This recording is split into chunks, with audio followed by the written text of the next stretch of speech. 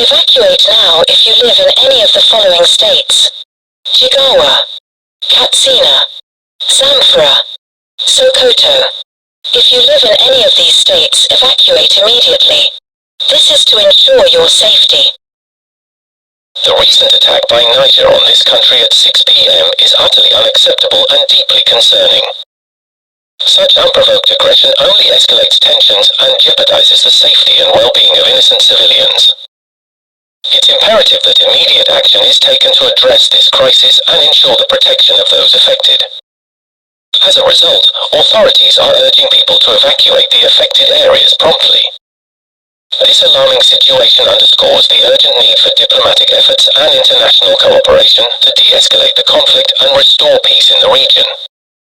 Although Niger's unprovoked attack on our land is utterly unacceptable and will not go unanswered. Such aggression violates international norms and threatens the stability of the region. We stand ready to defend our sovereignty and protect our citizens from any further harm. Retaliation will be swift and decisive, sending a clear message that such acts of aggression will not be tolerated. It is imperative that Niger reconsider its actions and surrenders.